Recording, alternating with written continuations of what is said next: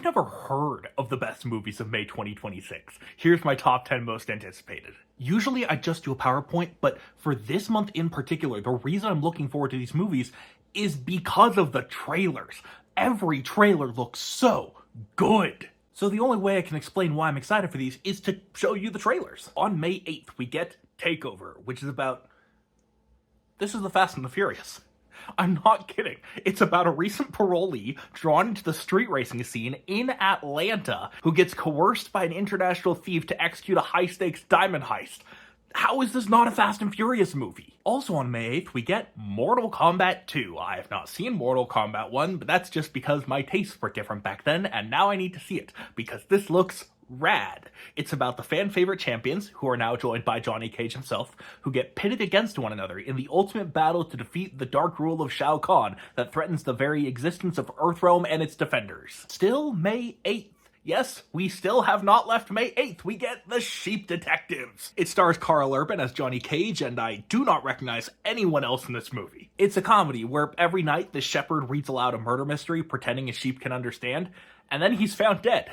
And the sheep realize at once that it was a murder, and they think they know everything about how to solve it. It's from the director of Minions, The Lorax, and Despicable Me 3, and it stars Bryan Cranston, Hugh Jackman, Nicholas Galitzine, Emma Thompson, Brett Goldstein, Julia Louis-Dreyfus, Regina Hall, Bella Ramsey, and Patrick Stewart. May 15th, we get In the Gray! I know I included this in the April video, but it got postponed during April, so now I get to talk about it twice. Guy Ritchie is finally back to making heist movies after almost a decade. I'm counting King Arthur Legend of the Sword as a heist movie because of one scene. In the Gray is about a covert team of elite operatives who live in the shadows. When a ruthless despot steals $1 billion fortune, they're sent in to take it back. An impossible heist that erupts into a deadly game of strategy, deception, and survival. It stars Jake Gyllenhaal, Henry Cavill, and Eiza Gonzalez. On May 15th, we get Vivon, Force of the Forest. I hope that's how to pronounce it. It's about a rational urban man who defies his ancestral village's forbidden forest and awakens a divine goddess, forcing him to confront powers beyond logic as he becomes the unlikely savior protecting his people from annihilation.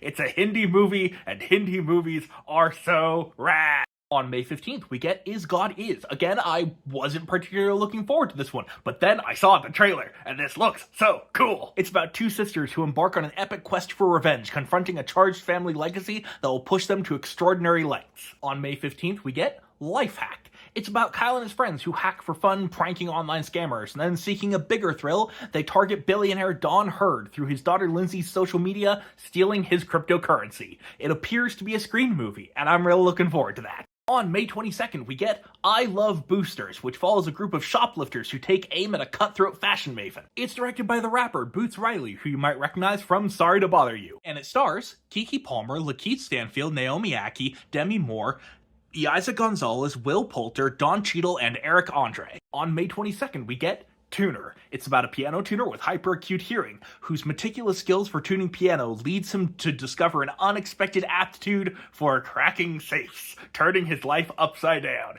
This whole movie feels like a love letter to me in particular. A heist movie about somebody with a hearing problem that makes them too sensitive to sound, which means they're going to do really, really, really cool stuff with the audio and the visuals throughout this movie to visually represent how he perceives sound. And also, I taught piano for 5 years full-time. Tuner stars Dustin Hoffman and Leo Woodall and features Jean Reno. And on May 29th, we get Backrooms. It's about a therapist who ventures into an otherworldly dimension in search of her missing patient.